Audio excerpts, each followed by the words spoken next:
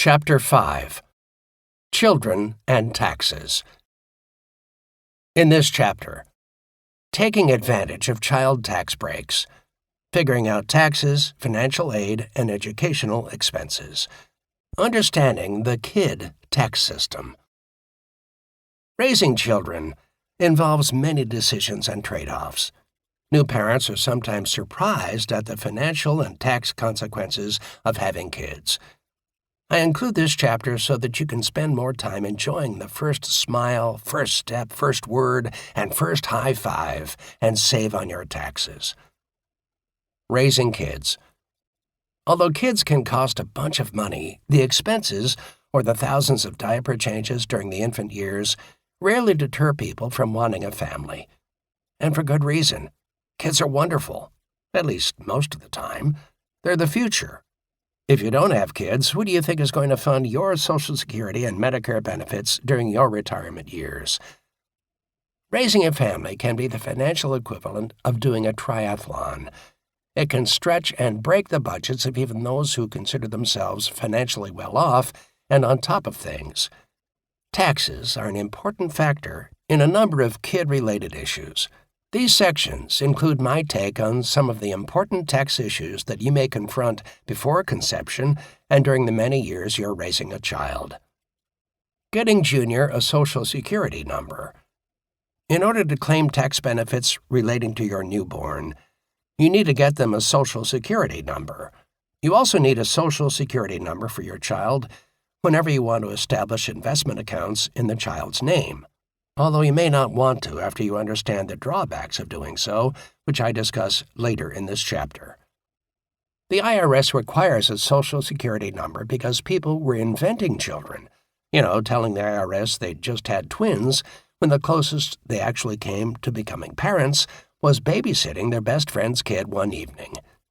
If you need Form SS-5, application for a Social Security card, simply contact the Social Security Administration, 800-772-1213, ssa.gov, and ask to have one mailed to you, or you can print it out yourself at ssa.gov/forms/ss-5.pdf. Taking advantage of child care tax goodies. In addition to the extra personal deduction that you can take with each new child and the tax savings that come with that deduction, you also need to be aware of the tax perks for child care and related expenditures that may save you thousands of dollars. Tip: Dependent care tax credit. When you hire child care assistants for your youngsters, you may be able to claim a tax credit on your annual return, which you claim on Form 2441. To be eligible for this credit, you and your spouse, if you're married, must work at least part-time, unless you're a full-time student or you're disabled. Your kids must be younger than the age of 13 or physically or mentally disabled. Because a credit is a dollar-for-dollar reduction in the taxes you owe, it can save you hundreds of tax dollars every year. And not only do you count child care expenses toward calculation of the tax credit, but you may also be able to count the cost of a housekeeper or even a cook if the expense benefits your kids. As the name of this credit suggests, expenses can be for taking care of dependents broadly, not just for your children under age 13. Caring for a physically or mentally ill spouse or others such as an elderly parent for at least half of the year counts too. The dependent care tax credit ranges from 20 to 35% of qualifying expenses of $3,000 for one qualifying person's expenses, with a $6,000 limit for two or more qualifying persons' expenses. The income threshold at which the credit begins to be reduced increases to $125,000 of adjusted gross income, AGI, and phases out completely at $438,000 of AGI. As I discuss later in this section, tax and other considerations influence your desire as a parent to work outside the home. Working at least part-time makes you eligible for this tax credit. If you choose to be a full-time mom or dad, unfortunately, you aren't eligible for the dependent care tax credit.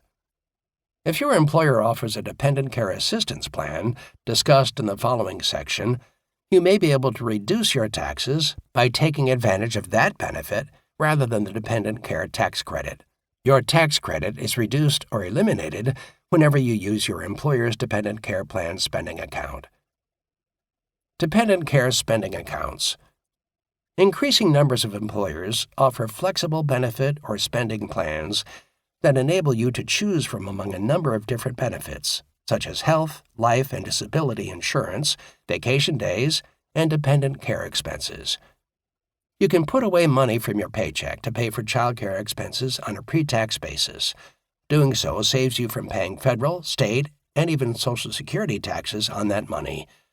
These flexible benefits plans allow you to put away up to $5,000 or $2,500 if you're married filing separately. However, the exact amount that you can put away depends on the specifics of your employer's plan. Warning: dependent care spending accounts historically have been a use-it-or-lose-it benefit. If you don't spend the money for child care expenses during the current tax year, the IRS forces you to forfeit all the unused money at the end of the year. So be careful not to go overboard by contributing more than you're certain to use. As I mentioned in the preceding section, participating in your employer's dependent care assistance plan reduces your tax credit. You can't do both. You can also use the dependent care tax credit and spending accounts that I discuss in this section to pay for the costs of taking care of other dependents, such as an ill or elderly parent. Please see your employer's Employee Benefits Manual for more information. Child Tax Credit. In 2024, the maximum child tax credit is $2,000. Also, the refundable portion of the credit is up to $1,700 and will increase over time with inflation. Adoption Tax Credit. Recent tax law changes have substantially increased the tax credits to parents who adopt children. For 2024, the adoption tax credit is for up to $16,810 in qualifying expenses and increases annually with inflation. This credit phases out between the modified adjusted gross income limits of $252,150 to $292,150 in 2024. To claim the credit, you file Form 8839, Qualified Adoption Expenses. Tabulating the costs and benefits of a second income. One of the most challenging decisions that new parents face is whether to work full-time, part-time, or not at all. I mean, work at a paying job, that is. Parenting is the lowest paid but potentially most rewarding job there is. The need or desire to take paid work is obvious. Doing so brings more money home. In addition to less sleep at night and frequent diaper changes, children mean increased spending. Although you may have less time to shop for yourself, causing your personal spending to decrease, you're likely to spend more on housing, insurance, food, childcare, clothing, and education. And don't forget the host of not-so-incidental incidentals. Toys, art classes, sports, field trips, musical instruments, and the like can rack up big bills, especially if you don't control what you spend on them. You may rightfully feel that working full-time prohibits you from playing as active a role in raising your children as you want. As you consider the additional expenses of raising children, you may also need to factor in a decrease in income. Tip: financially speaking, taxes can have a big impact on the value or benefit of working full-time, especially for two-income couples. Remember that the tax brackets are set up so that the last dollars of earnings are taxed at a higher rate. Refer to Chapter 1. Deciding whether to work full-time by counting the salary that your employer quotes you as the total value of that second income leaves you open to making a potentially big personal and financial mistake. Of course, people enjoy other benefits from working besides income. Be sure, however, to examine taxes and other expenses on that second income to ensure that you're making your financial decision to work based on complete and accurate information. Navigating education tax breaks and pitfalls. What, you may ask, do taxes have to do with educational expenses? How you invest to pay for educating your children can have an enormous impact on your family's taxes, your children's ability to qualify for financial aid, and your overall financial well-being. The hidden financial aid tax system. The financial aid system, to which parents apply so that their children are eligible for college scholarships, grants, and loans, treats assets differently when held outside rather than inside retirement accounts. Under the current financial aid system, the value of your retirement plans is not considered an asset. Thus, the more of your money you stash in retirement accounts, the greater your chances of qualifying for financial aid, and the more money you're generally eligible for. Warning: most new parents don't place their savings in retirement accounts. Many non-wealthy parents make the error of saving and investing money in a separate account for their child, perhaps even in the child's name, or through some other financial product such as a life insurance policy. Doing so is a mistake because these products are taxed at a much higher level than other savings strategies. Most important, parents should save and invest in retirement accounts that offer tax benefits. Contributions to a 401k, 403b, SEP IRA, and other retirement accounts, see Chapter 4, usually produce an upfront tax deduction. An additional and substantial benefit is that after the money is placed in these accounts, it grows and compounds without being taxed until you withdraw it.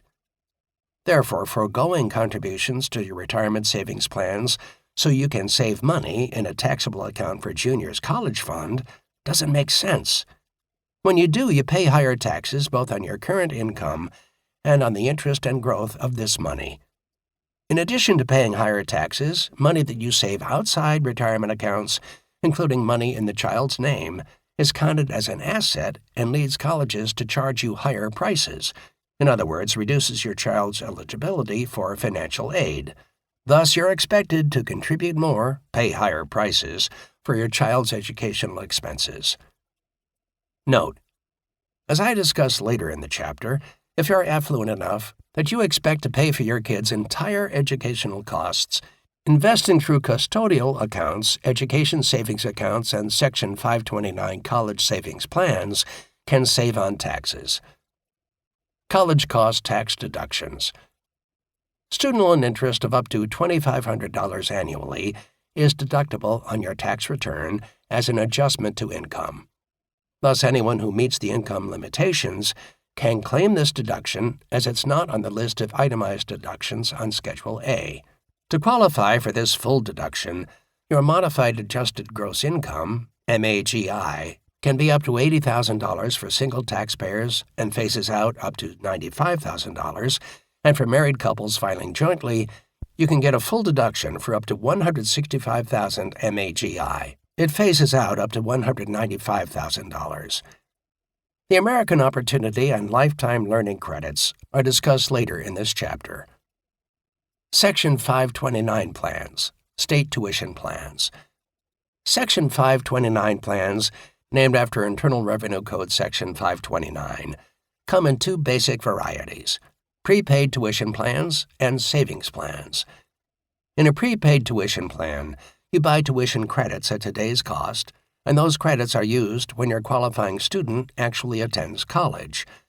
You forsake all future investment returns on this money in exchange for paying college costs today. Also, you may be quite limited in which schools your child may attend to use the payments. A 529 savings plan works more like a traditional investment account, investing your education contributions and allowing them to grow tax-free until you need that money to pay for qualified post-secondary educational expenses. A parent or grandparent can put more than $300,000 into one of these plans for each child. You can put up to $90,000 into a child's college savings account immediately, and that counts for the next 5 years' worth of $18,000 tax-free gifts. Actually, a couple can immediately contribute $180,000 per child, allowed under current gifting laws. See Chapter 6. Money contributed to the account isn't considered part of the donor's taxable estate, although if the donor dies before 5 years are up after gifting $90,000, a prorated amount of the gift is charged back to the donor's estate. Section 529 plan investment earnings can be withdrawn tax-free. That's right, completely free of taxation, as long as the withdrawn funds are used to pay for qualifying higher educational costs. In addition to paying college costs, tuition, room and board, or other related expenses, you can use the money in Section 529 plans to pay for graduate school and for the enrollment and attendance expenses of special needs students. Some states provide tax benefits on contributions to their state-sanctioned plans, whereas other states induce you to invest at home by taxing profits from out-of-state plans. Unlike contributing money to a custodial account, with which a child may do as they please when they reach the age of either 18 or 21, it varies by state, these state tuition plans must be used for higher education expenses. Many plans even allow you to change the beneficiary or take the money back if you change your mind.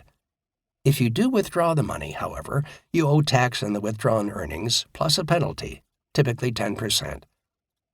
A big potential drawback, especially for families hoping for some financial aid, is that college financial aid offices treat assets in these plans as parents' non-retirement assets, which, as discussed earlier in the chapter, can greatly diminish financial aid eligibility. Another potential drawback is that you have limited choices and control over how the money in state tuition plans is invested. The investment providers for each state plan generally decides how to invest the money over time within given investment options. In most plans, the more years your child is away from college, the more aggressive the investment mix is. As your child approaches college age, the investment mix is tilted more to conservative investments. Most state plans have somewhat high investment management fees, and some plans don't allow transfers to other plans. Please also be aware that a future Congress can change the tax laws affecting these plans and diminish the tax breaks or increase the penalties for non-qualified withdrawals. Clearly, there are pros and cons to Section 529 plans. They generally make the most sense for affluent parents or grandparents of children who don't expect to qualify for financial aid. Remember, the income accumulated in these plans remains untaxed, provided it's used to pay for qualified educational expenses. Do a lot of research and homework before investing in any plan. Check out the investment track record, allocations, and fees for each plan, as well as restrictions on transferring to other plans or changing beneficiaries. Tip: the Secure 2.0 Act, passed into law in late 2022, created a new provision that allows the owner of a 529 account to transfer up to $35,000 in unused education funds to a Roth IRA for the account's beneficiary. Consult a tax professional to ensure all the requirements needed are met. Education savings accounts. You can establish an education savings account, ESA, sometimes referred to as a Coverdell ESA, for each child and make contributions of up to $2,000 per child per year until the child reaches age 18. Contributions to an ESA, which can be made up until the due date of the income tax return, aren't tax-deductible. However, ESA investment earnings can compound and be withdrawn free of tax as long as the funds are used to pay for college costs. In the year of withdrawal, the American Opportunity and Lifetime Learning Credits may not be claimed for the student unless you elect to pay income tax on the earnings portion of your withdrawal. See the next section for more about these credits. Because of their similarities to Section 529 plan accounts and the fact that they have much lower contribution limits, some financial institutions no longer offer these accounts. ESA balances can be used for pre-college educational costs, in other words, for schooling costs up through and including grade 12. Eligible educational expenses for primary and secondary students include tuition, fees, books, supplies, computers and other equipment, tutoring, uniforms, extended day programs, transportation, internet access, and so on, while qualified expenses for college students include only tuition, fees, room and board, required books and supplies, and special needs services. College room and board expenses qualify only if the student carries at least one-half the normal workload. Contributions to the accounts of special needs children are permitted past the age of 18, and balances can continue in those accounts past the age of 30. Warning: there are pros and cons to contributing to an ESA, so don't rush out to contribute to these until you've done your homework.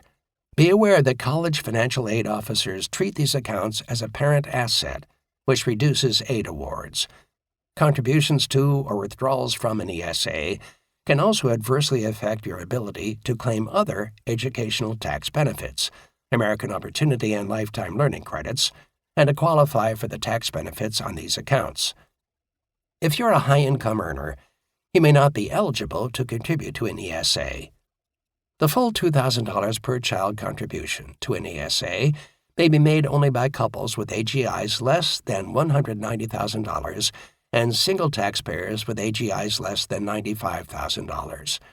The $2,000 limit is reduced for married taxpayers with AGIs of more than $190,000, $95,000 if single, and eliminated if the AGI is more than $220,000, $110,000 for singles. Tip: if you earn more than these thresholds and want your kids to have ESAs, there's a loophole. Simply have someone else who isn't earning more than the threshold amounts, such as a grandparent, make the ESA contribution on your behalf. Here are some other ESA rules and regulations that you need to be aware of. The tax-free exclusion of the earnings isn't available on a distribution from the ESA in the same year you claim an American Opportunity or Lifetime Learning Credit. Contributions to the account must be made before the child reaches 18, unless the child is considered special needs, which is defined as an individual who, because of a physical, mental, or emotional condition, including learning disability, requires additional time to complete his or her education.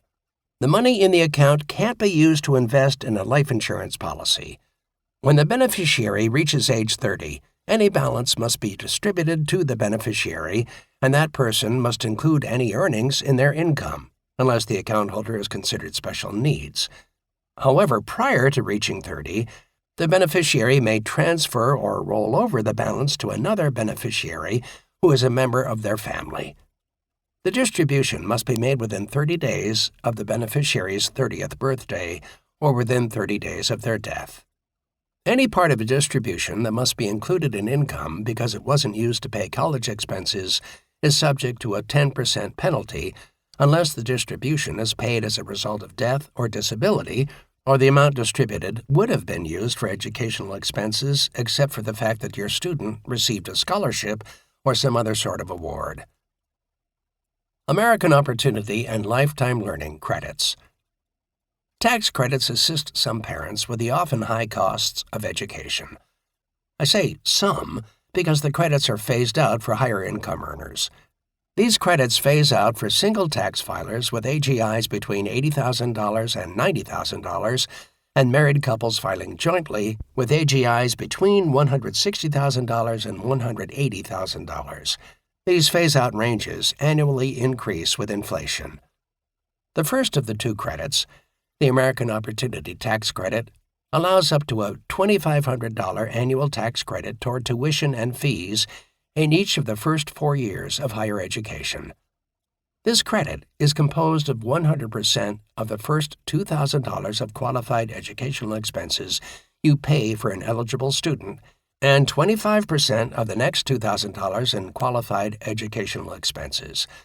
Up to 40% of this credit, $1,000 per year, is refundable if you don't owe federal income tax. The second credit, the Lifetime Learning Credit, allows a credit for up to 20% of $10,000 in tuition and fee expenses, worth $2,000 per taxpayer. The Lifetime Learning Credit can be used toward undergraduate and graduate education and toward coursework that upgrades job skills. If you as a taxpayer claim either of these credits in a tax year for a particular student, you aren't eligible to withdraw money without taxation from an ESA or a Section 529 plan account for that same student, nor can you take the tuition and fees tax deduction.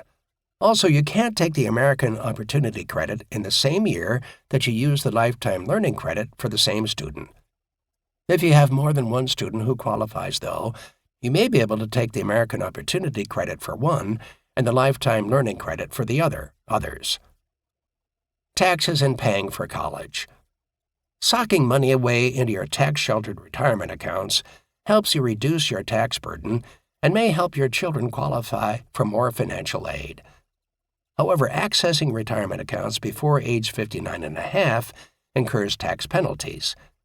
Tip: so how do you pay for your children's educational costs? There isn't one correct answer, because the decision depends on your overall financial situation. Here are some ideas that can help you meet expected educational expenses and minimize your taxes. Don't try to do it all yourself. Unless you're affluent, don't even try to pay for the full cost of a college education for your children. Few people can afford it. You and your children will, in all likelihood, have to borrow some money. Consider the increasing numbers of faster and lower-cost alternatives to college. College isn't the right choice for everyone.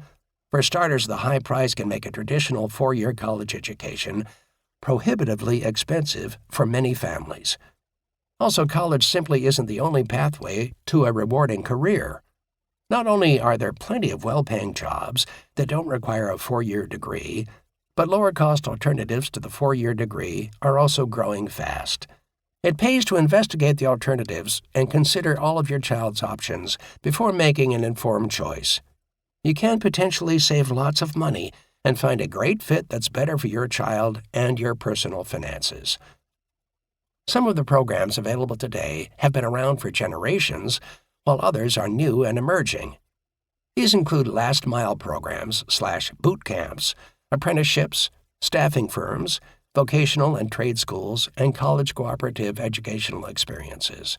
Apply for aid, regardless of your financial circumstances.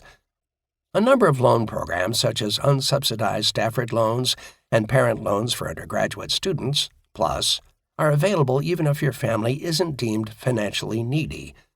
Only subsidized Stafford loans, on which the federal government pays the interest that accumulates while the student is still in school, are limited to those students deemed financially needy. In addition to loans, a number of grant programs are available through schools, the government, and independent sources. Specific colleges and other private organizations, including employers, banks, credit unions, and community groups, also offer grants and scholarships. Some of these have nothing to do with financial need. Save in your name, not in your children's. If you've exhausted your retirement account contributions, saving money that you're earmarking to pay for college is okay. Just do it in your name.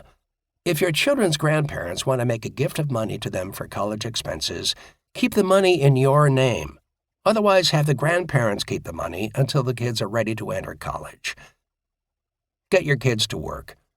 Your child can work and save money to pay for college costs during junior high, high school, and college. In fact, if your child qualifies for financial aid, they're expected to contribute a certain amount to their educational costs from money earned from jobs held during the school year or summer breaks and from their own savings. Besides giving this student a stake in their own future, this training encourages sound personal financial management down the road. Borrow against your home equity. If you're a homeowner, you can borrow against the equity, market value less the outstanding mortgage loan, in your property. Doing so is usually wise because you can borrow against your home at a reasonable interest rate, and the interest is generally tax-deductible. Be careful to borrow an amount you can afford to repay, and that won't cause you to default on your loan and lose your home. Mortgages for Dummies, which I co-wrote with Robert Griswold, Wiley, can help you with borrowing decisions. Borrow against your company retirement plans. Many retirement savings plans, such as 401ks, allow borrowing. Just make sure that you're able to pay back the money. Otherwise, you'll owe big taxes for a premature distribution. Remember, the growing alternatives trend to costly four-year colleges is good for you, the consumer. Competition for your time and dollars is slowly spurring some positive changes at colleges and universities, as it should. Colleges should earn your business and not get it by default. Traditional colleges and universities are not the only pathways to success. Keep an open mind about the alternatives available to your child, because they too can lead to career satisfaction and a bright future. For more information, please see my book, Paying for College for Dummies. Wiley. Being aware of taxes on your kids' investments. Parents of all different financial means need to be aware of the financial aid implications of putting money into an account bearing a child's name. Read the section Navigating Education Tax Breaks and Pitfalls earlier in this chapter before investing money in your children's names. Taxes for kids under 18 and dependent college students. For tax year 2024, if a child is under 18, or 24 if a full-time student, the so-called kiddie tax applies. The first $1,300 of unearned income from interest and dividends on investments that a child earns isn't taxed at all. It's tax-free. In contrast, earned income is considered income earned from work.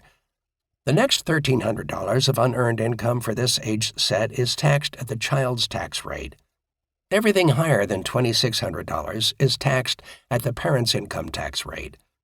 The system is set up in this fashion to discourage parents from transferring a lot of assets into their children's names, hoping to pay lower taxes. Warning: because the first $2,600 of unearned income for the child is taxed at such a low rate, some parents are tempted to transfer money into the child's name to save on income taxes. Quite a number of financial books and advisors recommend this strategy. Consider this passage referring to transferring money to your children from a tax book written by a large accounting firm. Take advantage of these rules. It still makes sense to shift some income-producing assets to younger children. This is potentially very wrong for plenty of parents. As I discuss in The Hidden Financial Aid Tax System earlier in this chapter, this short-sighted desire to save a little in taxes today can lead to your losing out on significant financial aid later. And what about your limited discretionary income? You don't want to put money in your child's name if it means that you aren't fully taking advantage of your retirement accounts. Consider putting money into an account bearing your child's name only if you expect to pay for the full cost of a college education and won't apply for or use any financial aid, including loans that aren't based on financial need. You're comfortable with the notion that your child will have legal access to the money at age 18 or 21, depending on the state in which you live, if the money is in a custodial account in the child's name. At that age, the money is legally your child's, and they can blow it on something other than a college education. After all the caveats and warnings, if you're still thinking about putting money into an account bearing your child's name, consider buying tax-friendly investments that won't generate more than $2,600 annually in unearned income. See Chapter 7 for tax-friendly investment ideas. You also can buy investments in your name and then transfer them to your child when they are an adult. Each parent is limited to giving $18,000 to each child per year before they have to start worrying about preparing and filing a gift tax return. That way, if the investment declines in value, you can take the tax loss. If the investment turns a profit, you can save on your taxes by transferring the investment to your grown child. This strategy won't work to save on income taxes if your kid enjoys early career success and is in a higher tax bracket than you are. Tax-wise and not-so-wise investments for educational funds. You hear many sales pitches for tax-wise investments to use for college savings. Most aren't worthy of your consideration. Here's my take on the best, the mediocre, and the worst. Invest in mutual funds and exchange-traded funds. Mutual funds, which offer investors of all financial means instant diversification and low-cost access to the nation's best money managers and their close cousin, exchange-traded funds, are ideal investments when you're saving money for educational expenses. See Chapter 7 for a discussion of the tax-wise ways to invest in funds. Think twice about Treasury bonds. Many tax and financial books recommend investing college funds in Treasury bonds issued by the federal government. I'm not enthusiastic about some of these. Zero-coupon treasuries are particular tax headaches. They are sold at a discount of their value at maturity instead of paying you interest each year. Guess what? You still have to report the effective interest you're earning each year on your tax return. And just to give you a headache or pad your tax preparer's bill, you or your preparer have to calculate this implicit interest. Yuck! Warning: don't bother with cash value life insurance. Life insurance policies that have cash values are some of the most oversold investments to fund college costs. The usual pitch is this: because you need life insurance to protect your family, why not buy a policy that you can borrow against to pay for college? Makes sense, doesn't it? Insurance agents also emphasize that the cash value in the policy is growing without taxation over time. Although this part of their sales pitch is true, you have better alternatives. The reason you shouldn't buy a cash value life insurance policy is that, as I discussed earlier in this chapter, you're better off contributing to retirement accounts. These investments give you an immediate tax deduction that you don't receive when you save through life insurance. Because life insurance that comes with a cash value is more expensive, parents are more likely to make a second mistake, not buying enough life insurance coverage. When you need life insurance, you're better off buying lower-cost term life insurance. Make sure your money grows. An investment that fails to keep you ahead of inflation, such as a savings or money market account, is another poor investment for college expenses. The interest on these accounts is also taxable, which doesn't make sense for many working parents. You need your money to grow, so you can afford educational costs down the road. Chapter 6. Reducing Estate Taxes. In this chapter, arriving at the ultimate and final insult, taxes for dying? Reviewing strategies for reducing estate taxes, using trusts, wills, and more trusts, finding help if you need it. Among the dreariest of tax and financial topics is the issue of what happens to your money when you die. Depending on how your finances are structured and when you pass on, your estate, may get stuck paying estate taxes when you die. These taxes may be assessed at the federal level, but also by some states. Other states levy an inheritance tax. Unfortunately, you can't predict when the Grim Reaper will pay a visit. That doesn't mean, however, that we all need to participate in complicated estate planning. On the contrary, if your assets are modest, some simple moves may be all you need. Estate planning takes time and money, which are precious commodities for most people.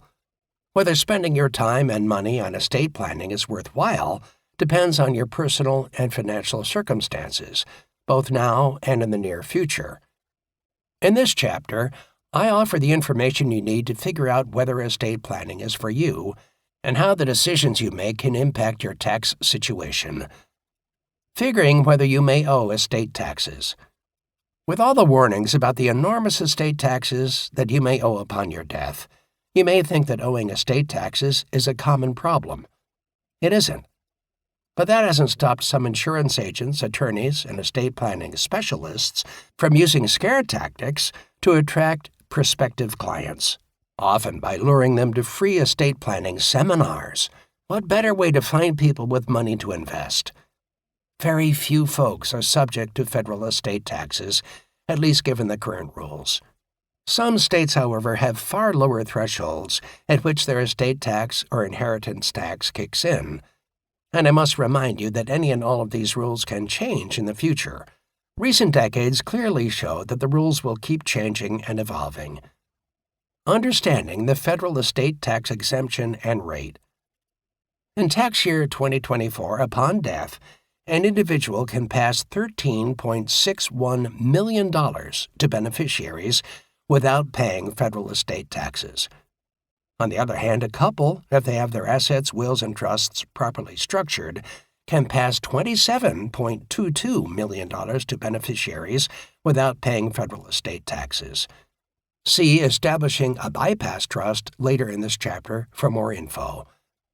Because most people still are trying to accumulate enough money to retire or take a trip around the world someday, most folks typically don't have this problem and have this much money around when they die. Under current tax law, if your estate totals more than $13.61 million at your death, you may owe federal estate taxes. The top federal estate tax rate for 2024 is a hefty 40%. I can't and don't want to predict future tax laws. Ultimately, what happens with future changes in the estate tax laws will be driven by the composition of Congress and which party holds the presidency and controls Congress.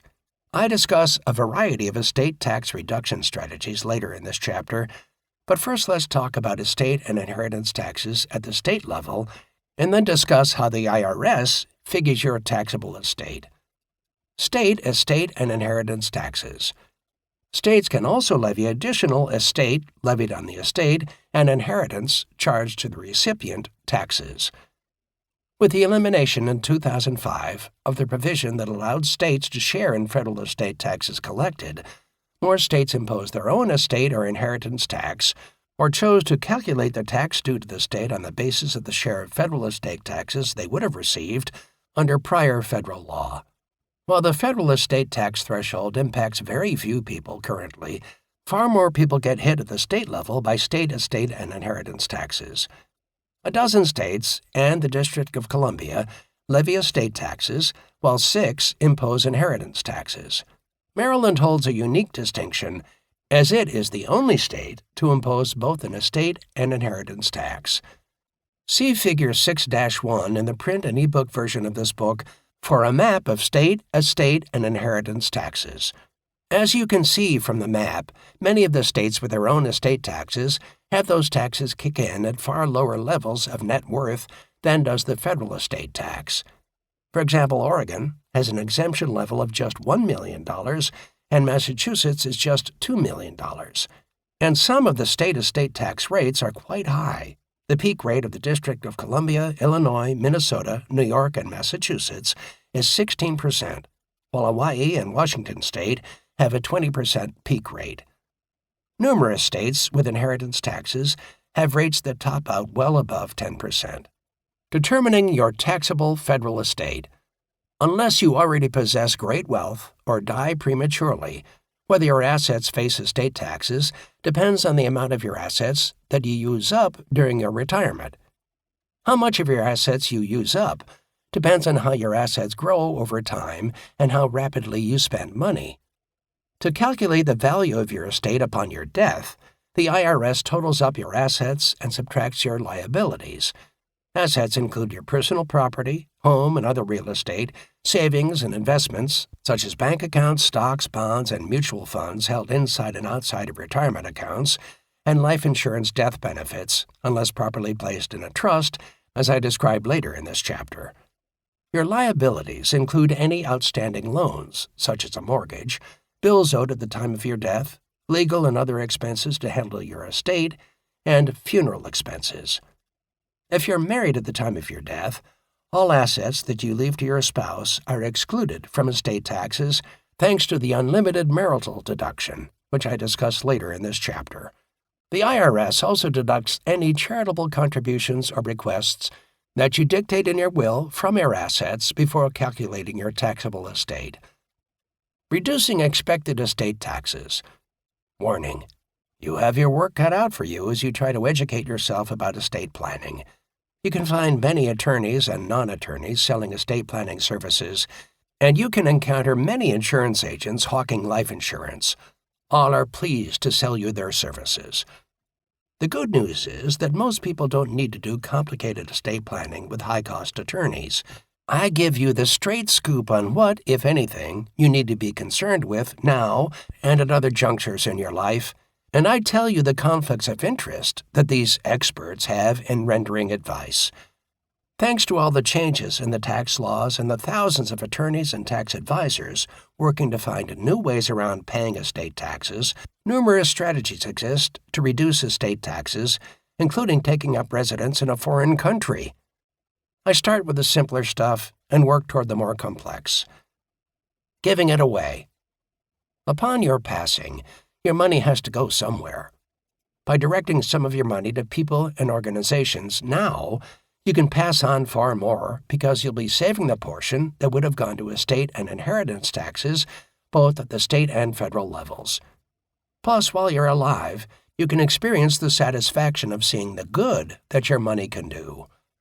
Current tax law allows you to give up to $18,000 per individual each year to as many people, such as your children, grandchildren, or best friends, as you desire without any gift tax consequences or tax forms required. If you're married, your spouse can do the same. The benefit of giving is that it removes the money from your estate and therefore reduces your estate taxes. Even better is the fact that all future appreciation and income on the gifted money also is removed from your estate because the money now belongs to the gift recipient. The current annual tax-free gifting limit of $18,000 per recipient will increase in future years with inflation. You can use gifting to remove a substantial portion of your assets from your estate over time. Suppose that you have 3 children. You and your spouse can each give each of your children $18,000 per year for a total gift of $108,000 per year. If your kids are married, you can make additional $18,000 gifts to their spouses for another $108,000 per year. You also can gift an unlimited amount to pay for current educational tuition costs and medical expenses. Just be sure to make the payment directly to the institution charging the fees. Yet another tax, the generation skipping transfer tax, can be assessed on a gift above the $18,000 annual limit per recipient.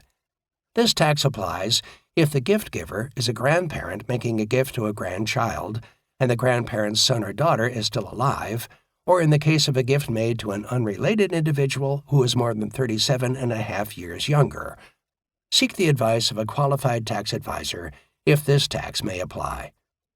Tip: you have options in terms of what money or assets you give to others. Start with cash or assets that haven't appreciated since you purchased them. If you want to transfer an asset that has lost value, consider selling it first. Then you can claim the tax loss on your tax return and transfer the cash. Rather than giving away assets that have appreciated greatly in value, consider holding on to them. If you hold such assets until your death, your heirs receive what is called a stepped-up basis. That is, the IRS assumes that the effective price your heirs paid for an asset is the value on your date of death, which wipes out the capital gains tax that otherwise is owed when selling an asset that has appreciated in value. Donating appreciated assets to your favorite charity can make sense because you get the tax deduction for the appreciated value and avoid realizing the taxable capital gain. A more complicated way to give money to your heirs without giving them absolute control over the money is to set up a crummy trust, named after the first man to gain approval to use this type of trust. Although the beneficiary has a short window of time, a month or two, to withdraw money that's contributed to the trust, you can verbally make clear to the beneficiary that, in your opinion, leaving the money in the trust is in their best interest. You also can specify in the trust document itself that the trust money be used for particular purposes, such as tuition. Some of the other trusts I discuss later in the Setting Up Trusts section may meet your needs if you want more control over the money you intend to pass to your heirs. Making gifts greater than $18,000 per year. You can make gifts of greater than $18,000 per year to an individual. However, you have to prepare and file Form 709, United States Gift and Generation Skipping Transfer Tax Return. Chances are good that you won't have to pay any tax on the transfer, but when giving gifts that large, the IRS does want to have a record. You're allowed to make gifts larger than $18,000 per year to pay for another person's tuition or medical expenses without filing a Form 709. If you decide you want to pay your beloved niece's tuition to her pricey private college, how nice of you. Just make sure that you write the check directly to the school. Please be aware, however, of the impact that such payments will have on the price and therefore financial aid that college will provide that student. Likewise, in the case of paying someone else's medical expenses, send your check directly to the medical care provider or institution. If you make a large gift of cash or property to charity, and you otherwise aren't required to file Form 709, you don't need to report this gift, even if its value is in excess of $18,000, provided that you gave up all interest in the property you transferred. Don't forget to include your gift on Schedule A of your Form 1040. Even though the property you're gifting may not be part of this year's income, you're still entitled to an income tax deduction. Gifts to political organizations aren't really gifts at all. If you're so inclined and make large payments to political organizations, You don't trigger a requirement to file a Form 709, even if your gift is greater than $18,000. What a deal! Leaving all your assets to your spouse. Tax laws wouldn't be tax laws without exceptions and loopholes. Here's another one. If you're married at the time of your death, any and all assets that you leave to your spouse are exempt from estate taxes normally due upon your death. In fact, you may leave an unlimited amount of money to your spouse, hence the name unlimited marital deduction. Assets that count are those willed to your spouse or for which your spouse is named as beneficiary, such as retirement accounts. Warning. Although leaving all your assets to your spouse is a tempting estate planning strategy for married couples, this short-term strategy can backfire. The surviving spouse may end up with an estate tax problem, especially at the state level upon their death, because they will have all the couple's assets. See the following section for a legal way around this issue, appropriately called a bypass trust. You face 3 other less likely but potential problems. You and your spouse may die simultaneously. The unlimited marital deduction isn't allowed if your spouse isn't a U.S. citizen. Some states don't allow the unlimited marital deduction, so be sure to find out about the situation in your state. Establishing a bypass trust. A potential estate tax problem is created upon the death of a spouse if all the deceased's assets pass to the surviving spouse. When the surviving spouse dies, $13.61 million for tax year 2024 can be passed on free of federal estate taxes. If you have substantial assets, both you and your spouse can take advantage of the $13.61 million estate tax-free rule and pass to their heirs a total of $27.22 million estate tax-free. Each of you can, through instructions in your will, direct assets to be placed into a bypass trust, also known as credit shelter or exemption equivalent. Please keep in mind that even if you don't have this kind of money, you may well live in a state with a much lower estate tax threshold, so you may benefit from a similar trust at that level. Upon the first death, assets belonging to the deceased spouse, equal in value to the amount that can be passed tax-free, the exemption amount, go into a trust. The surviving spouse and/or other heirs still can use the income earned from those assets and even some of the principal. Depending on how the trust is written, they may be able to withdraw a small percentage of the value of the trust or up to a particular dollar amount, whichever is greater, each year. They also can draw additional principal if they need it for educational, health, or living expenses. Ultimately, the assets in the bypass trust pass to the designated beneficiaries, usually, but not limited to, children. Tip: for a bypass trust to work, you likely will need to rework how you hold ownership of your assets, for example, jointly or individually. You may need to individually title your assets so that each spouse holds some portion of the total assets and so that each can take full advantage of the estate tax-free limit for your estate and at the federal level if your net worth is substantial enough. My attorney friends tell me that you need to be careful when setting up a bypass trust so that it's funded up to the full amount of the current federal tax-free exemption amount. The reason? The surviving spouse may otherwise end up with less than what would have been desired. Be sure to read the section Getting Advice and Help later in this chapter for how to obtain good legal and tax advice. Buying cash value life insurance. 2 major types of life insurance exist. Most people who need life insurance and who have someone dependent on their income should buy term life insurance, which is pure life insurance. You pay an annual premium for which you receive a predetermined amount of life insurance protection. If the insured person passes away, the beneficiaries collect. Otherwise, the premium is gone, but the insured is grateful. In this way, term life insurance is similar to auto or homeowners insurance. The other kind of life insurance, called cash value life insurance, is probably one of the most oversold financial products in the history of Western civilization. With cash value policies, whole, universal, variable, and so on, your premiums not only pay for life insurance, but some of your dollars also are credited to an account that grows in value over time, assuming that you keep paying your premiums. On the surface, a cash-value life policy sounds potentially attractive. When bought and placed in an irrevocable life insurance trust, which I discuss later in this chapter in the section Setting Up Trusts, life insurance, it's true, receives special treatment with regard to estate taxes. Specifically, the death benefit or proceeds paid on the policy upon your death can pass to your designated heirs free of estate taxes. Some states, however, don't allow this.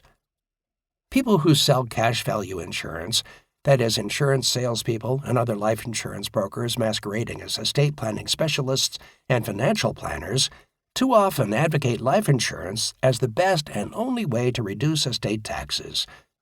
But the other methods I discuss in this chapter are superior in most cases. Warning: insurance companies aren't stupid. In fact, they're quite smart. If you purchase a cash value life insurance policy that provides a death benefit of, say, $1 million, you have to pay substantial insurance premiums, although far less than $1 million. Is that a good deal for you? No, because the insurance company invests your premium dollars and earns a return the same way as you otherwise could have had you invested the money instead of using it to buy the life insurance. Through the years, between the premiums you pay on your life policy and the returns the insurance company earns investing your premiums, the insurance company is able to come up with more than $1 million.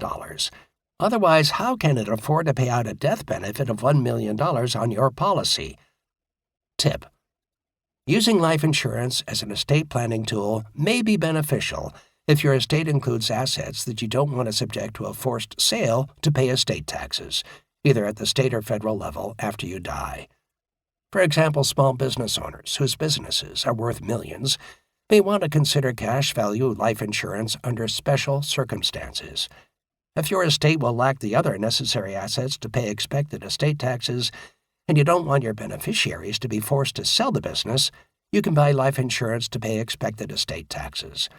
For advice on whether life insurance is an appropriate estate planning strategy for you, don't expect to get objective information from anyone who sells life insurance. Please see the section Getting Advice and Help later in this chapter. Setting up trusts.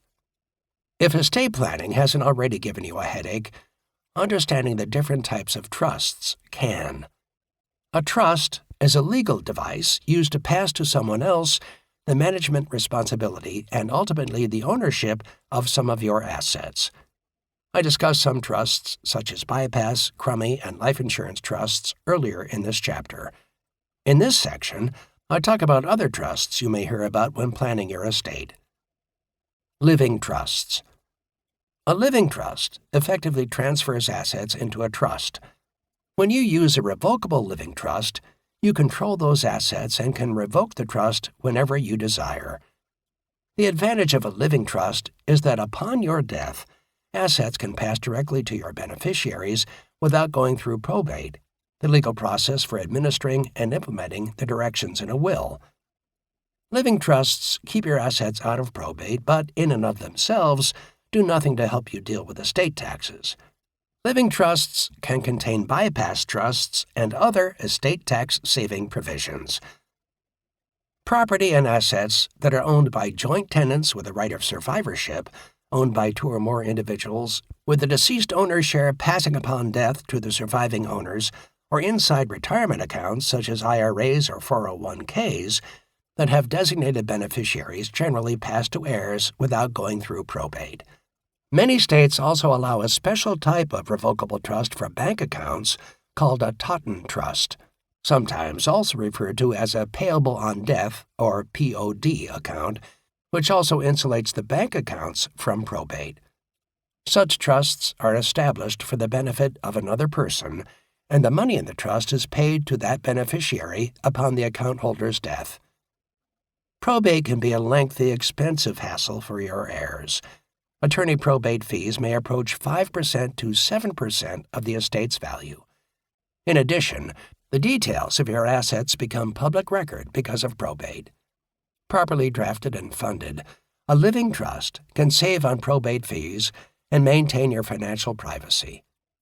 This trust is also useful in naming someone to administer your affairs in the event you become incapacitated.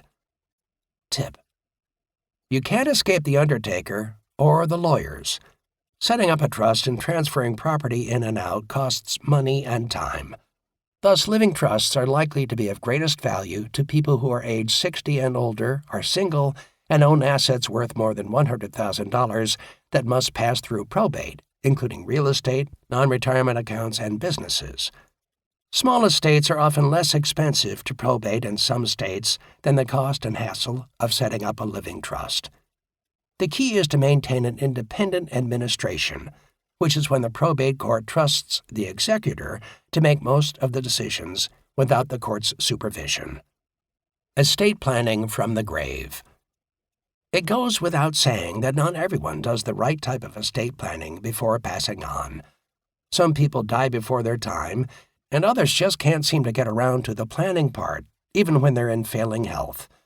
Although further planning after your passing is impossible, your heirs may legally take steps that can, in some cases, dramatically reduce estate taxes. Some legal folks call these steps post-mortem planning.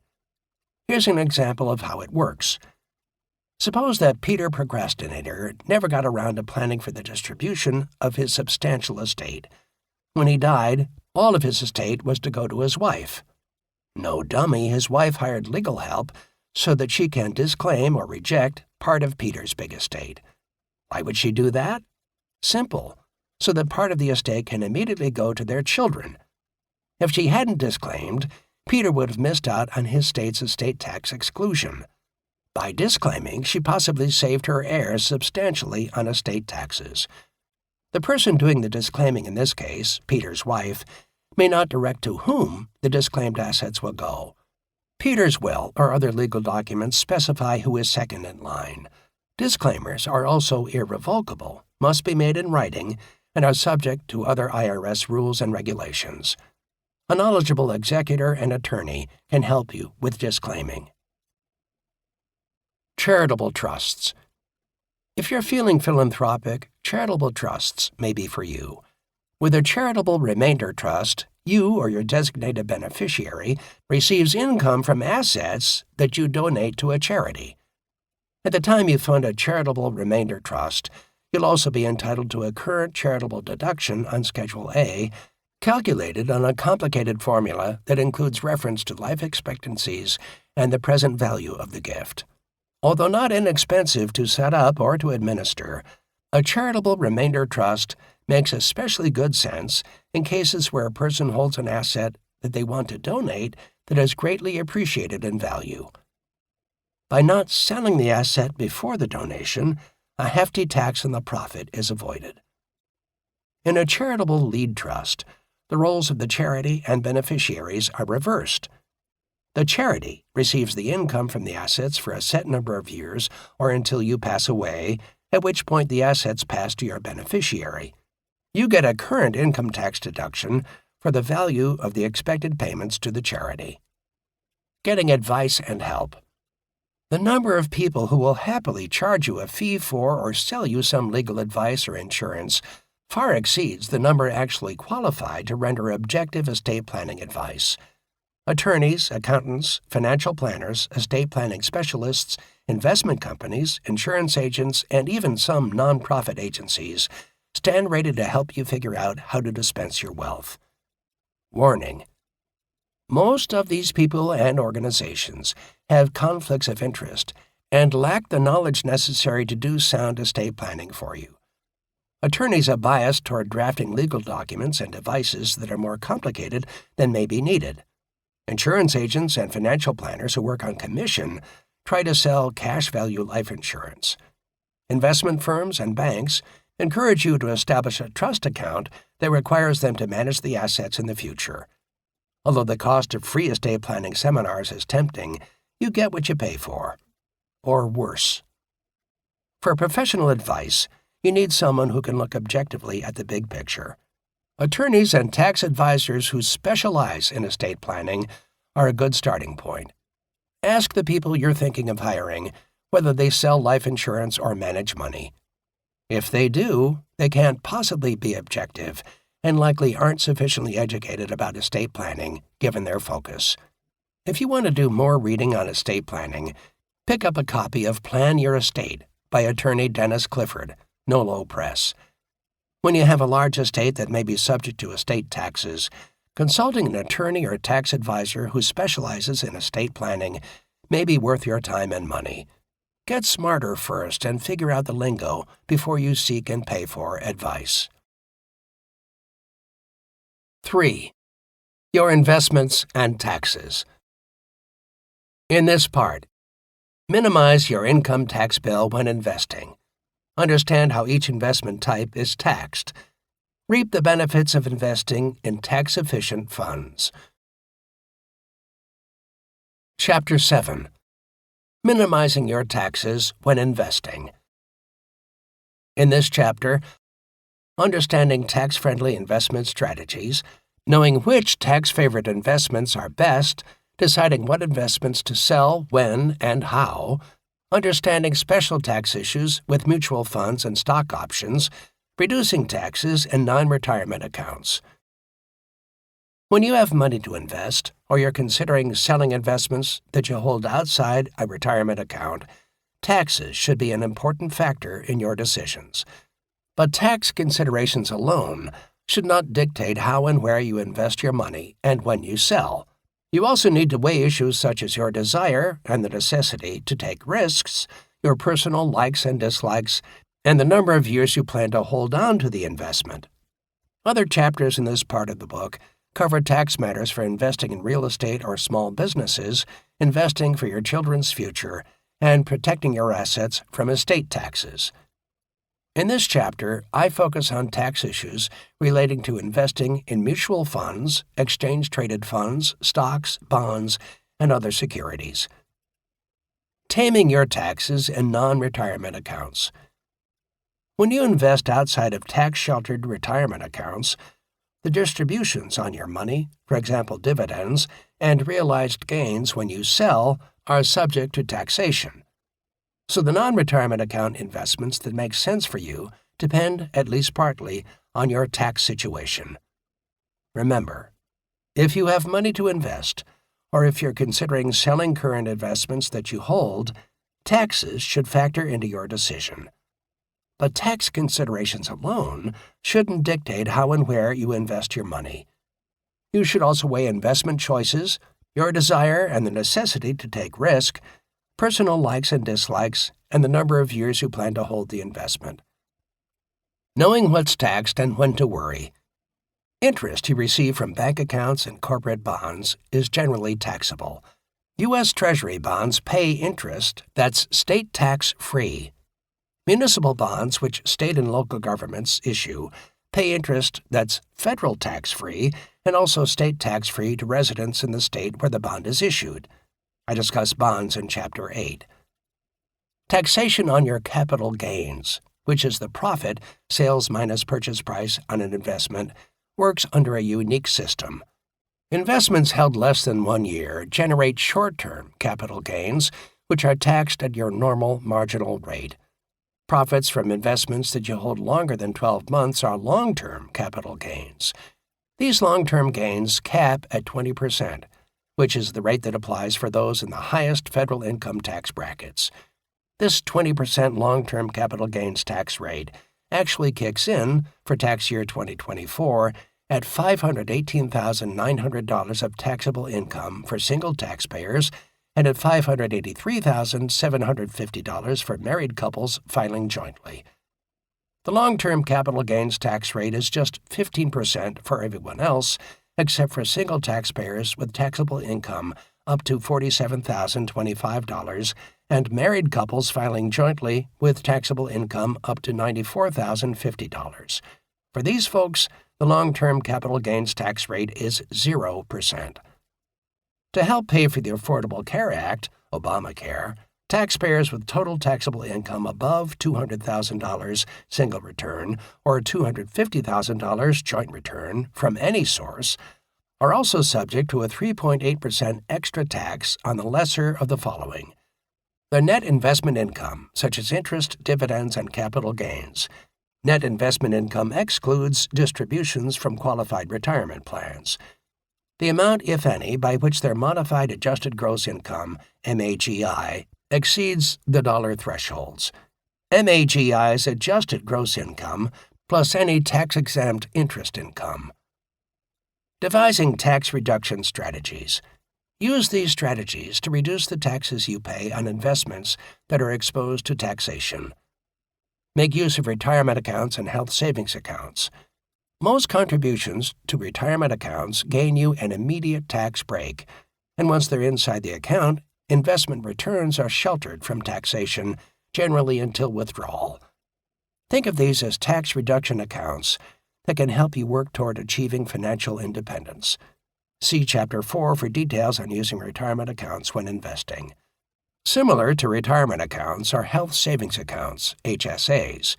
With HSAs, you get a tax break on your contributions up front. Investment earnings compound without taxation over time. And there's no tax on withdrawal so long as the money is used to pay for health-related expenses, which enjoy a fairly broad list as delineated by the IRS.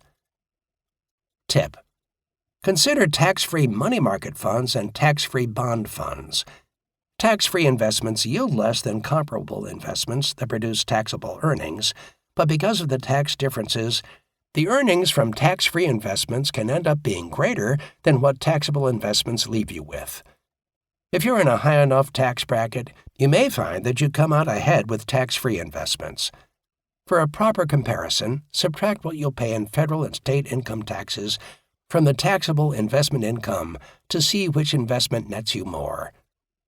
Invest in tax-friendly stock funds. Mutual funds and exchange-traded funds that tend to trade less tend to produce lower capital gains distributions.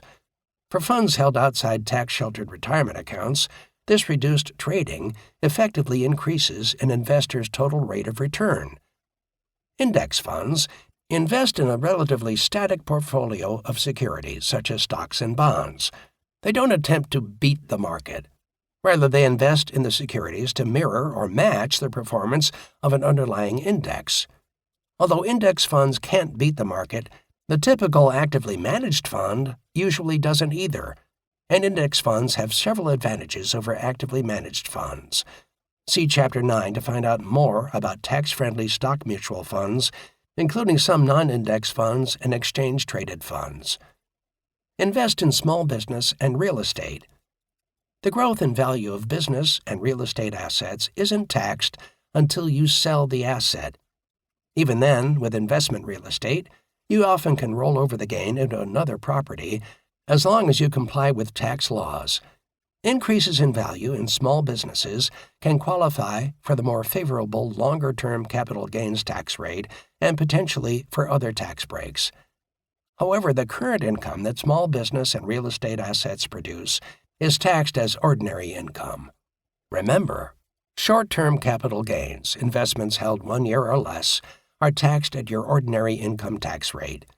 This fact is another reason why you shouldn't trade your investments quickly within 12 months.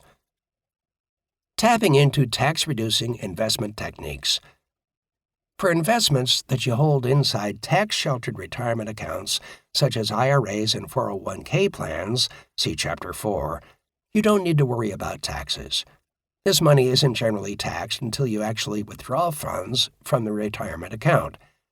Thus, you should never invest money that's inside retirement accounts in other tax-favored investments, such as tax-free money market funds and tax-free bonds, discussed later in this chapter.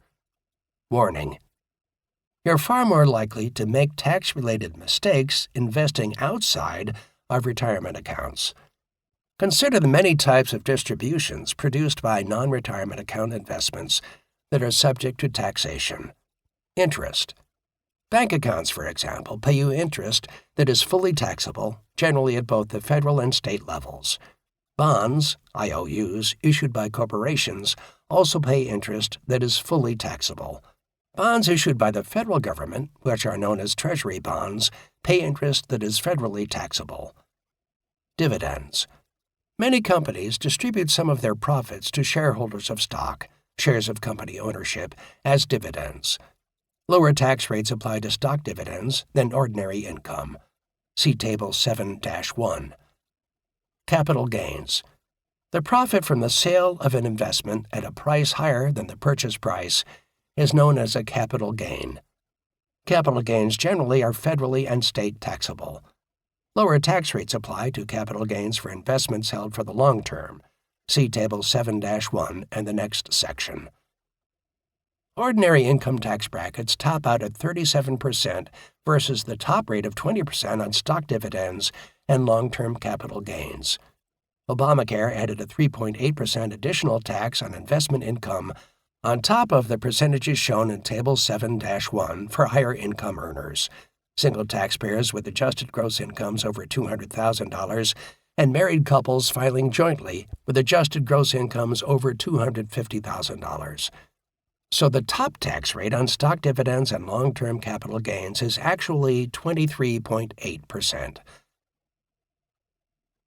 Table 7-1. Federal tax rate 2024 on stock dividends and long-term capital gains. 2024 tax rate 0%. Single taxpayers' taxable income up to $47,025.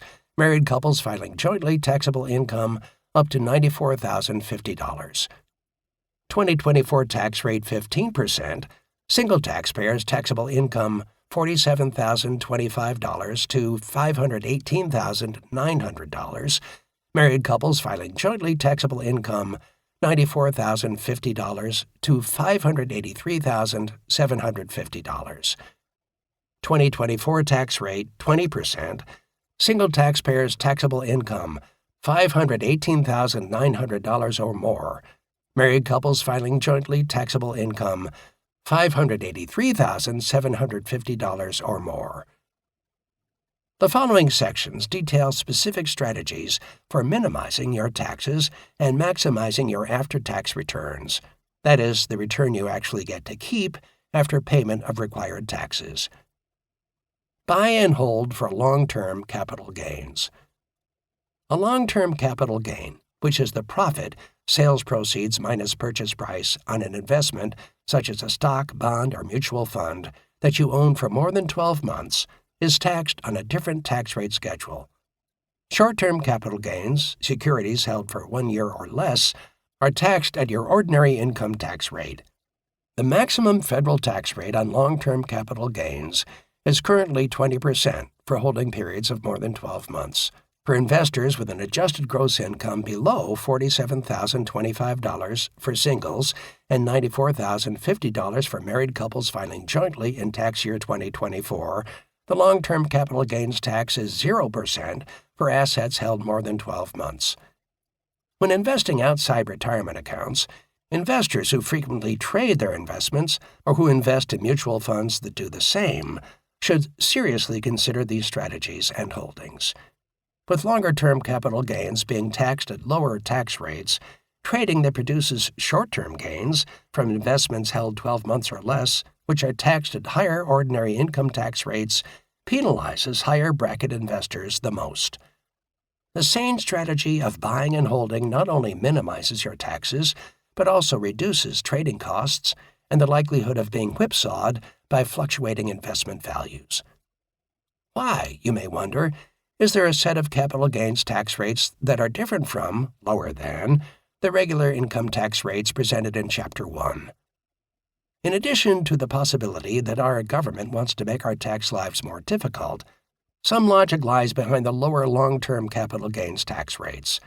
Some argue that this lower tax encourages investment for long-term growth. However, others complain that it's a tax break that primarily benefits the affluent. When you buy and hold stocks and stock mutual funds outside retirement accounts, you can take advantage of two major tax breaks.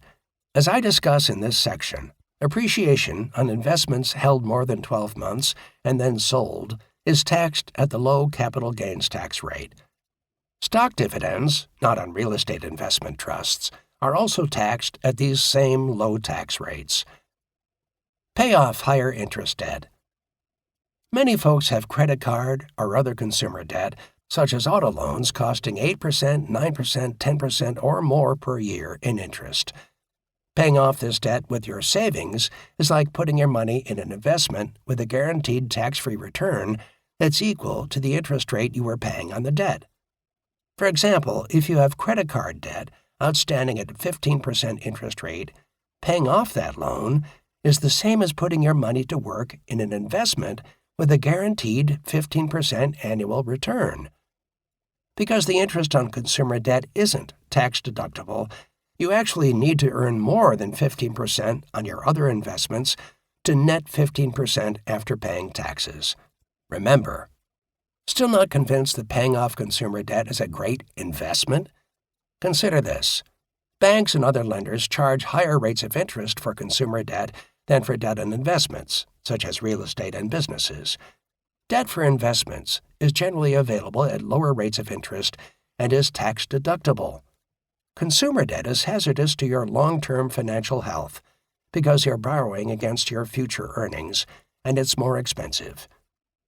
In addition to ridding yourself of consumer debt, paying off your mortgage quicker can make sense too. This financial move isn't always the best one because the interest rate on mortgage debt is lower than that on consumer debt and is usually tax-deductible. Fund your retirement accounts. Tip: take advantage of opportunities to direct your employment earnings into retirement accounts. If you work for a company that offers a retirement savings plan, such as a 401k or 403b plan, try to fund it at the highest level that you can manage. When you earn self-employment income, look into SEP IRAs and self-employed I-401ks. See Chapter 4 for all the details on retirement accounts. You get 3 possible tax bonuses by investing more of your money in retirement accounts. Your contributions to most of these retirement accounts come out of your pay before taxes are figured, which reduces your current tax burden. The after-tax Roth accounts offer tax-free retirement withdrawals, but you don't get a tax break on the contributions.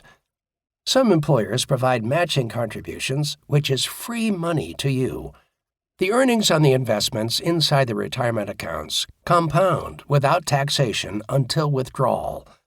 Funding retirement accounts makes particular sense if you can allow the money to compound over many years, at least 10 years, preferably 15 to 20 years or more. If you need to save money outside retirement accounts for short-term purposes, such as buying a car or a home, by all means, don't do all your saving inside sometimes difficult and costly to access retirement accounts. But if you accumulate money outside retirement accounts with no particular purpose in mind, other than that you like seeing the burgeoning balances, why not get some tax breaks by contributing to retirement accounts? Because your investments can produce taxable distributions, investing money outside retirement accounts requires greater thought and consideration, which is another reason to shelter more of your money in retirement accounts. Use tax-free money market and bond funds. A common mistake many people make is not choosing a tax-appropriate investment given their tax bracket. Here are some guidelines for choosing the best type of investment based on your federal tax bracket. 32% or higher federal tax bracket. If you're in one of these high brackets, you should actively seek to avoid investments that produce taxable income. For tax year 2024, the 32% federal bracket started at $191,950 for singles and heads of household and $383,900 for married couples filing jointly. 22 or 24% federal tax bracket. If you invest outside retirement accounts, in most cases, you should be as well or slightly better off in investments that don't produce taxable income. This may not be the case, however, if you're in tax-free money market and bond funds whose yields are depressed because of a combination of low interest rates and too high operating expenses. 10 or 12% federal tax bracket. Investments that produce taxable income are mostly just fine. You'll generally end up with less if you purchase investments that produce tax-free income because these investments yield less than comparable taxable ones, even after factoring in the taxes you pay on those taxable investments. When you're investing your money, it isn't the return that your investment earns that matters. What matters is the return you actually get to keep after paying taxes. The following material and sections describe some of the best investment choices you can make to reduce your overall tax burden and maximize your after-tax return. Tip: If you're in a high enough tax bracket, federal 32% or higher, you may come out ahead with tax-free investments. Tax-free investments yield less than comparable investments that produce taxable earnings, but the earnings from tax-free investments can end up being greater than what you're left with from taxable investments after paying required federal and state taxes. Tax-free money market funds offered by mutual fund companies can be a better alternative to bank savings accounts that pay interest, which is subject to taxation, during periods of normal interest rates. The best money market funds pay higher yields and give you check-writing privileges. If you're in a high tax bracket, you can select a tax-free money market fund, which pays dividends that are free from federal and sometimes from state tax. You can't get this feature with bank savings accounts. Unlike bank savings accounts, the FDIC, Federal Deposit Insurance Corporation, doesn't insure money market mutual funds. For all intents and purposes, though, money market funds and bank accounts have equivalent safety. Don't allow the lack of FDIC insurance to concern you. Fund companies haven't failed. And in those rare instances when a money fund's investments have lost value, the parent company has infused capital to ensure no loss of principal on the investor's part. Just as you can invest in a tax-free money market fund, so too can you invest in tax-free bonds via a tax-free bond mutual fund. These funds are suitable for higher tax bracket investors who want an investment that pays a better return than a money market fund without the risk of the stock market. Bond funds are intended as longer-term investments. Although they offer daily liquidity, they do fluctuate in value. Tip: as a starting point, examine the tax-free money market funds and bond funds offered by Vanguard, 800-662-7447, Vanguard.com. Vanguard has low management fees and highly competitive yields. They also offer increasing numbers of exchange-traded funds, which may offer you even lower costs and higher yields. Invest in tax-friendly stock funds. When selecting investments, people often mistakenly focus on past rates of return. Everyone knows that the past is no guarantee for the future, but an even worse mistake is choosing an investment with a reportedly high rate of return without considering tax consequences. Numerous mutual funds and exchange-traded funds, ETFs, effectively reduce their shareholders' returns because of their tendency to produce more taxable distributions, dividends, and capital gains. Historically, however, many mutual fund and ETF investors and publications haven't compared the tax-friendliness of similar mutual funds. Just as you need to avoid investing in funds with high sales commissions, high annual operating expenses, and poor relative performance, you also should avoid tax-unfriendly funds when investing outside of retirement accounts.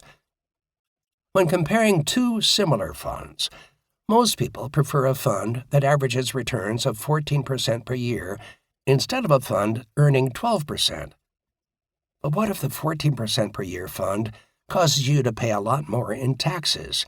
What if, after factoring in taxes, the 14% per year fund nets just 9%, while the 12% per year fund nets an effective 10% return?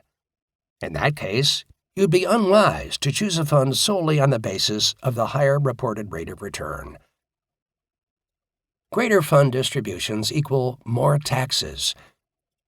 All stock fund managers buy and sell stocks during the course of a year. Whenever a fund manager sells securities, any gain from those securities must be distributed by year's end to the fund shareholders. Securities sold at a loss can offset those liquidated at a profit. When a fund manager tends to cash in more winners than losers, significant capital gains distributions can result. Tip: choosing mutual funds and ETFs that minimize capital gains distributions, especially short-term capital gains distributions that are taxed at the higher ordinary income tax rates rather than the tax-favored long-term capital gains rates I discussed earlier in this chapter, can help investors defer and minimize taxes on their profits. By allowing their capital to continue compounding as it would in an IRA or other retirement account, Fund shareholders receive a higher total return. You can find the historic capital gains distribution information on a fund by examining its prospectus. Long-term investors benefit the most from choosing funds that minimize capital gains distributions. The more years that appreciation can compound in a fund without being taxed, the greater the value to the fund investor. When you invest in stock funds inside retirement accounts, you need not worry about capital gains distributions. In addition to capital gains distributions, mutual funds and ETFs produce dividends that are subject to normal income tax rates, except in the case of qualified stock dividends, which are taxed at the same low rates applied to long-term capital gains. Again, all things being equal, non-retirement account investors in high tax brackets should avoid funds that tend to pay a lot of dividends from bonds and money market funds. Hold such funds inside of tax-sheltered retirement accounts. Timing of fund purchases affects tax bill. Tip: investors who purchase mutual funds and ETFs outside tax-sheltered retirement accounts also need to consider the time of year they purchase shares and funds so they can minimize the tax bite. Specifically, investors should try to purchase funds after, rather than just before, the fund makes the following types of distributions. Capital gains distributions. December is the most common month in which funds make capital gains distributions. If making purchases late in the year, investors should find out whether and when the fund may make a significant capital gains distribution. Often, the unaware investor buys a fund just prior to a distribution, only to see the value of the fund decline. But the investor must still pay income tax on the distribution. The December payout is generally larger when a fund has had a particularly good performance year and when the fund manager has done more trading that year. Dividend distributions. Some stock funds that pay reasonably high dividends, perhaps because they also hold bonds, tend to pay out dividends quarterly, typically on a March, June, September, and December cycle. Try to avoid buying shares of these funds just before they pay. Make purchases early in each calendar quarter, early in the months of January, April, July, and October. Remember that the share price of the fund is reduced by the amount of the dividend, and the dividend is taxable. Don't get too concerned about when funds make distributions, because you can miss out on bigger profits by being so focused on avoiding a little bit of tax. If you want to be sure of the dates when a particular fund makes distributions, that information is generally posted on their website, or you can call the specific fund you have in mind. Understanding the tax virtues of index funds. Tip: fund managers of actively managed portfolios, in their attempts to increase their shareholders' returns, buy and sell individual securities more frequently. However, this trading increases the chances of a fund needing to make significant capital gains distributions. Index funds, by contrast, are funds that invest in a relatively fixed portfolio of securities. They don't attempt to beat the market averages or indexes. Rather, they invest in the securities to mirror or match the performance of an underlying index, such as the S&P 500 index of 500 mostly larger company U.S. stocks. Although index funds can't beat the market, they have the following advantages over actively managed funds. Because index funds trade much less often than actively managed funds, index fund investors benefit from lower brokerage fees. Because significant ongoing research need not be conducted to identify companies in which to invest, index funds can be run with far lower operating expenses. All factors being equal, lower brokerage and operating costs translate into higher shareholder returns. Because index funds trade less often, they tend to produce lower capital gains distributions. For funds held outside of tax-sheltered retirement accounts, this reduced trading effectively increases an investor's total rate of return. Thus, index mutual funds are tax-friendlier. The Vanguard Group, 800-662-7447, Vanguard.com, headquartered in Valley Forge, Pennsylvania, is the largest mutual fund provider of index funds. Vanguard also offers some of the best exchange-traded funds, which are index funds that trade during the trading day on the major stock exchanges. Exchange-traded funds may offer an even lower-cost way for some investors to buy and hold a broad market index for the longer term. Uncovering tax-favored investments to avoid. Warning: investment and insurance brokers and financial planners, many of whom sell products, work on commission, and are therefore salespeople, love to pitch investment products that supposedly save you on your taxes. Salespeople generally don't examine your entire financial situation. Therefore, the salesperson may sell you an inappropriate or lousy investment that pays the salesperson hefty commissions. The following sections discuss the main investments these commission-driven folks try to sell you, along with the reasons why you shouldn't buy them. Limited partnerships. Avoid limited partnerships, LPs, sold through brokers and financial planners. They are fundamentally inferior investment vehicles. That's not to say that no one has ever made money on one, but they are burdened with high sales commissions and ongoing management fees that deplete your investment. You can do better elsewhere. Limited partnerships invest in real estate and a variety of businesses. They pitch that you can get in on the ground floor of a new investment opportunity and make big money. They also usually tell you that while your investment is growing at 20% or more per year, you get handsome dividends of 8% or so each year. Sound too good to be true? It is. You can read more about LPs in Chapter 11. Many of the yields on LPs have turned out to be bogus. In some cases, partnerships have propped up their yields by paying back investors' original investment principal without clearly telling them, of course. The other LP hook is the supposed tax benefit. The few loopholes that did exist in the tax code for LPs have largely been closed. Amazingly, some investment salespeople hoodwink investors into putting their retirement account money, which is already tax-sheltered, into LPs. The other problems with LPs overwhelm any small tax advantage anyway.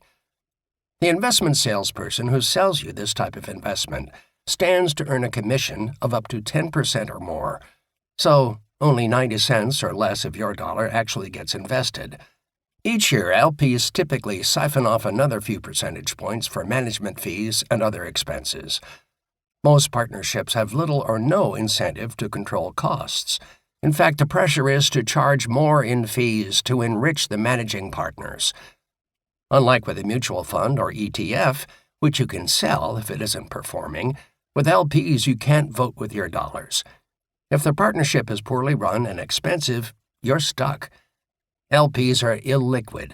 You can't get your money out until the partnership is liquidated, typically 7 to 10 years after you buy in. Remember, the only thing limited about a limited partnership is its ability to make you money. If you want to buy investments that earn profits and have growth potential, stick with stocks, preferably using mutual funds, real estate, or your own business. For income as opposed to longer-term growth potential, invest in bonds. Cash value life insurance. Warning: life insurance that combines life insurance protection with an account that has a cash value is usually known as universal, whole, or variable life. Life insurance should not be used as an investment, especially if you haven't reached the maximum allowable limit for contributing money to retirement accounts. Agents love to sell cash value life insurance for the high commissions. The cash value portion of such policies grows without taxation until withdrawn. However, if you want tax-deferred retirement savings, you should first take advantage of retirement savings plans such as 401ks, 403bs, SEP IRAs, and so on, which give you an immediate tax deduction for your current contributions.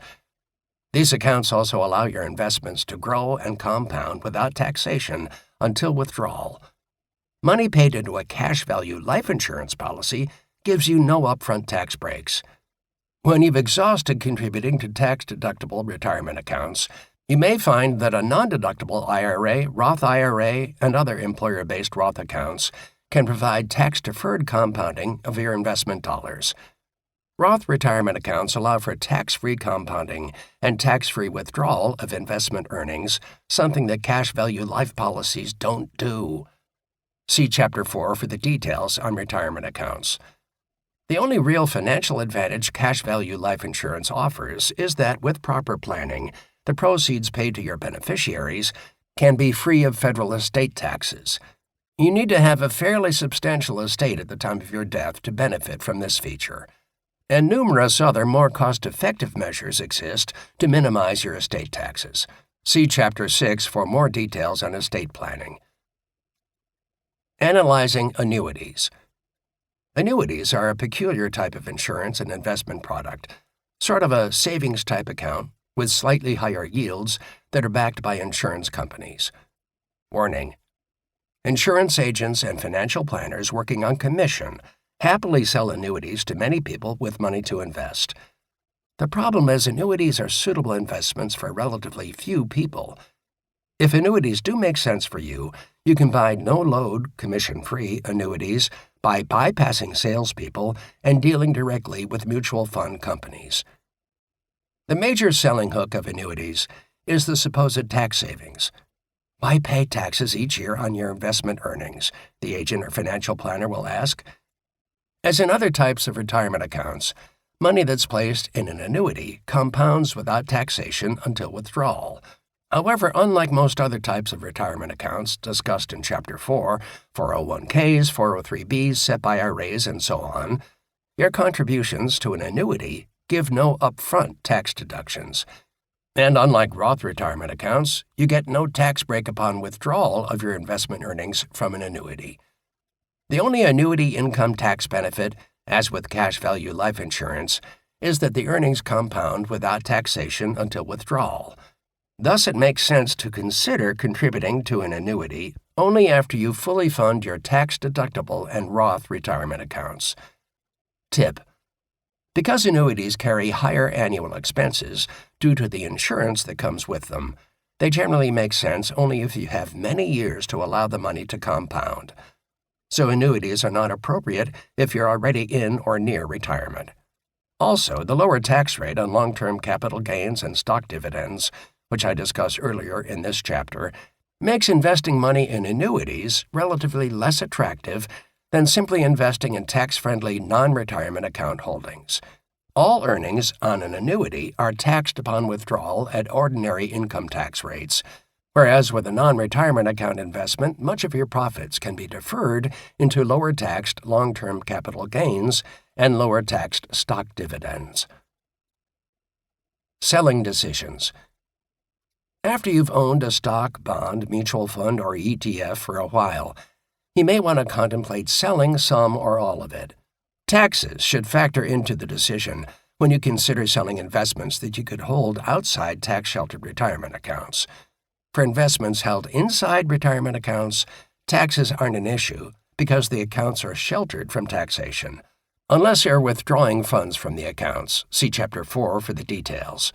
In most cases, you need not waste your money or precious free time consulting a tax advisor.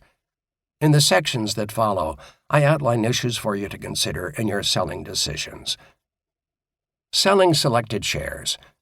Before I get into the specific types of investment decisions you're likely to confront, I must deal with a rather unpleasant but important issue: accounting methods for security sales. Although this stuff gets a little complicated, with some minimal advanced planning, you can acquire sound methods to reduce your tax burden. If you sell all the shares of a security that you own, you can ignore this issue. Only if you sell a portion of your shares of a security should you consider specifying which shares you're selling. Suppose that you own 200 shares of stock in intergalactic computer software, and you plan to sell 100 shares. You bought 100 of these shares 10 years ago at $50 per share, and then another 100 shares 2 years ago for $100 per share. Today, the stock is worth $150 per share. What a savvy investor you are! So which 100 shares should you sell? The IRS gives you a choice from a tax accounting standpoint. You can identify the specific shares that you sell. In the case of Intergalactic, you can opt to sell the last or most recent 100 shares you bought, which would minimize your tax bill, because these shares were purchased at a higher price. At the time you want to sell the shares through your brokerage account, Identify the shares you want to sell by noting the original date of purchase and/or the cost of those shares. So in the case of your intergalactic stock holdings, simply tell your broker that you want to sell the 100 shares that you bought 2 years ago, give the date, at $100 per share. The broker should include this information on the confirmation you receive for the sale. Please note that if these shares have been bought within the past year and you had a gain, you may not want to sell those shares because the profit wouldn't be taxed at the lower long-term capital gains tax rate discussed earlier in this chapter. The other method of determining which shares you're selling is the method the IRS forces you to use if you don't specify before the sale which shares are to be sold. The first in, first out, FIFO method. FIFO isn't a dog with a funny name. It's an accounting term that means that the first shares you bought, first in, are the first shares that you sold, first out. Not surprisingly, because most stocks appreciate over time, the FIFO method leads to paying more tax sooner. In the case of Intergalactic, FIFO means that the first 100 shares that you bought 10 years ago at the bargain basement price of $50 per share are the first 100 shares sold. Although you'll save taxes today if you specify that you're selling the shares you bought most recently at a higher price, don't forget, and the IRS won't let you, that when you finally sell the other shares bought long ago at a low price, you'll then owe taxes on the larger profit you realize from those shares.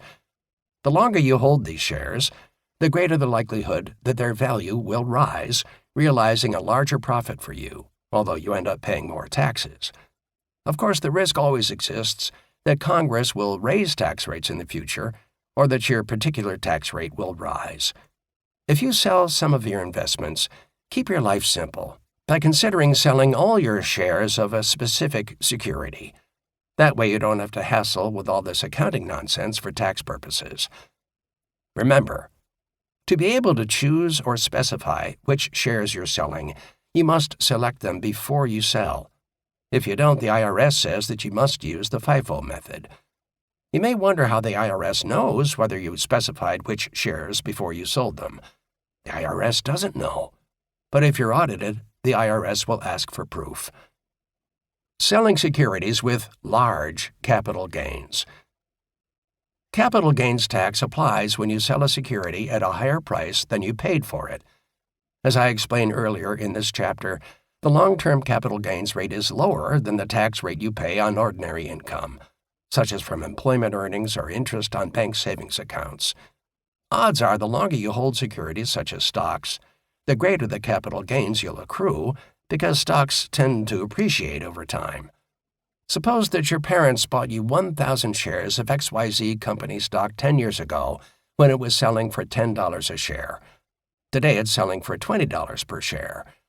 But you also vaguely recall that the stock split 2-for-1 a few years ago, so now you own 2,000 shares. Thus, if you sell XYZ stock for $40,000 today, you'd have a capital gain of $30,000 on which to pay taxes.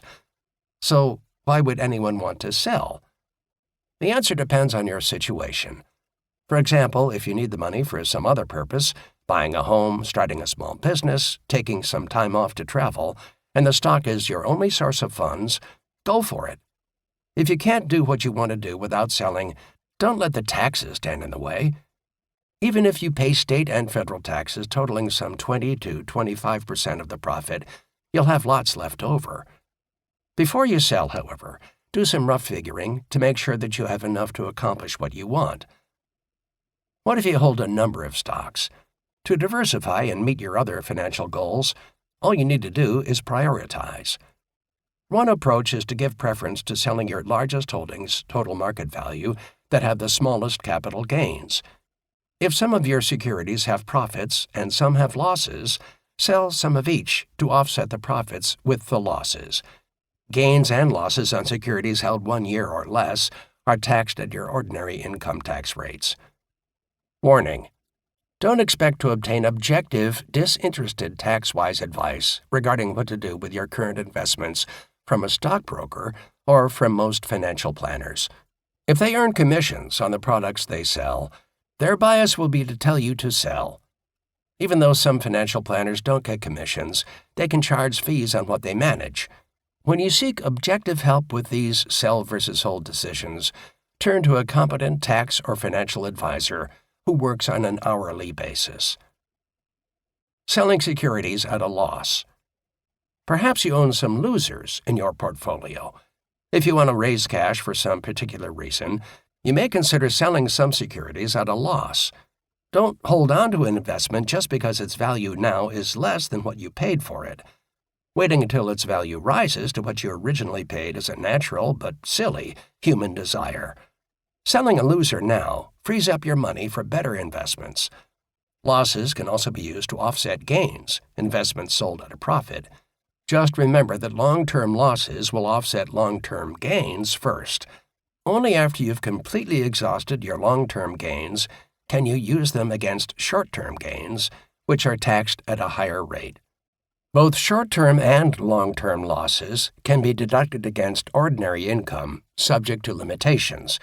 If you want to sell securities at a loss, be advised that you can't claim more than $3,000, $1,500 if you're married but filing separately, in short-term or long-term losses on your federal tax return in a given tax year.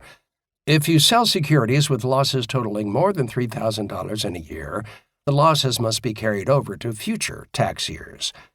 This situation not only creates more tax paperwork, but also delays realizing the value of deducting a tax loss. So try not to have net losses plus gains, exceeding $3,000 in a year. Some tax advisors advocate doing year-end tax loss selling. The logic goes that if you hold a security at a loss, you should sell it, take the tax write-off, and then buy it or something similar back. Sounds good in theory, but when you eventually sell the shares that you bought again at the lower price, you'll owe tax on the increased price anyway. When you sell other stocks during the year at a profit, tax loss selling to offset these taxable gains makes more sense. But many people who sell an investment that has declined in value don't want to buy the same investment again. This reluctance can cause other investment blunders. For example, suppose you had the misfortune to buy some stocks back in 2007. In the next couple of years, your stocks plummeted about 50% or more. It wasn't because of your poor stock-picking ability. You simply got caught in the U.S. stock market downdraft during the financial crisis that hit hard in 2008. You'd make a bad situation worse by panicking and selling at reduced price levels just to take a tax loss. If anything, under such circumstances, consider doing the opposite. Take advantage of the sale and buy more. Warning: if you decide to sell for tax loss purposes, be careful of the so-called wash sale rules. The IRS doesn't allow the deduction of a loss for a security that you sell if you buy that same security back within 30 days. As long as you wait 31 or more days, you'll have no problem. When you're selling a mutual fund, you can easily sidestep this rule simply by purchasing a fund similar to the one you're selling. When you own a security that has ceased trading and appears worthless, or even if you've made a loan that hasn't been repaid, even if to a friend, you can probably deduct this loss. For more information on what situations are deductible and how to claim these losses on your annual tax return, see the recent edition of my Taxes for Dummies. Wiley. Selling mutual fund shares and the average cost method. In the United States, you never have a shortage of choices, so why shouldn't it be the same with accounting methods? When you sell shares in a mutual fund, the IRS allows you an additional method, the average cost method, for determining your profit or loss for tax purposes. This information doesn't apply to money market funds, which don't fluctuate in value. If you bought fund shares in chunks over time and/or reinvested the fund distributions, such as from dividends, into more shares of the fund, tracking and figuring what shares you're selling can be a real headache. So the IRS allows you to take an average cost for all the shares you bought over time. Remember, be aware that after you elect the average cost method, you can't change to another method for accounting for the sale of the remaining shares. If you plan to sell only some of your fund shares, and it would be advantageous for you to specify that you're selling the newer shares first, choose that method, as I describe in the Selling Selected Shares section earlier in this chapter. Selling stock options and taxes. Some companies grant particular employees stock options. If you're the proud holder of this type of option, congratulations. You're either an important employee or work for a company that believes in sharing the success of its growth with its employees.